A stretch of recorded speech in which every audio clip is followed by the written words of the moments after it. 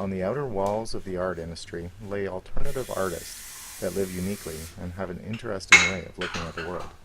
Through murals, this artist shares his art and thoughts openly to anyone who will stop and take it in. This is Jacob Hughes, a Toronto-based artist.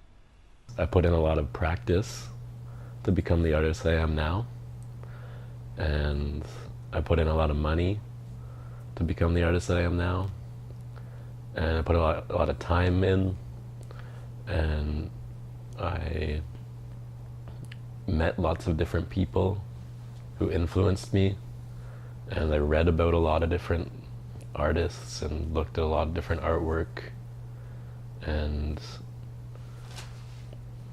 but probably the most important is the working on the artwork to become the artist that I am now.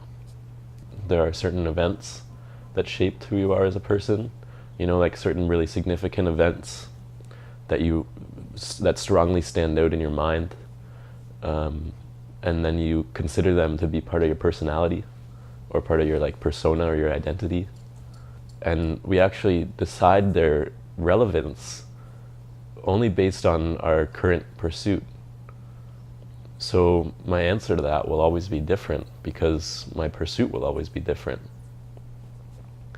I have, and every person has millions of anecdotal stories of things that happen to them.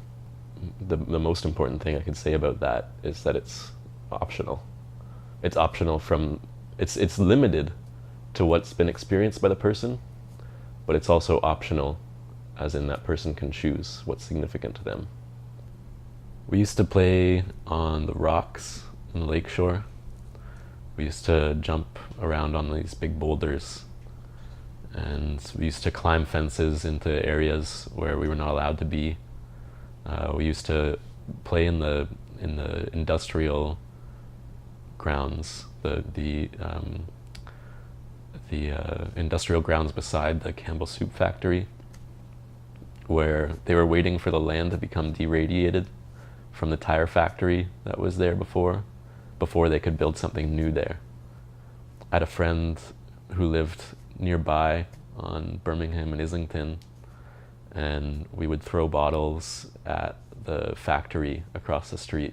When I think right now about my childhood, I'm remembering a lot of times of enjoying destructive behavior. And I think it's actually more creative behavior in some senses than it is destructive. It's the child really enacting their ability to change matter, to change objects. So when you're with your friend in the basement of their house and you got their record collection, the parents' record collection, and you're flinging them like frisbees across the laundry room and smashing them against the wall so that they fall behind the washing machine, that's a creative act. That's my justification. It's a creative act. So Mark, wherever your parents are, don't tell them I'm sorry. I'm happy I did it. I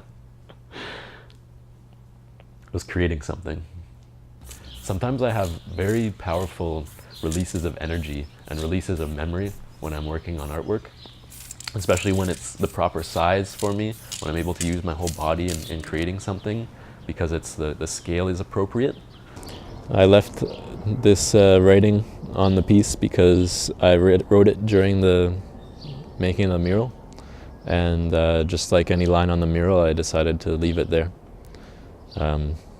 It's not a matter of leaving it or covering it up, it's written and so it's there. The allure of creating things, of being the creator who creates things without worrying about a society of individuals who support. Of course, because that would be creativity in its truest form.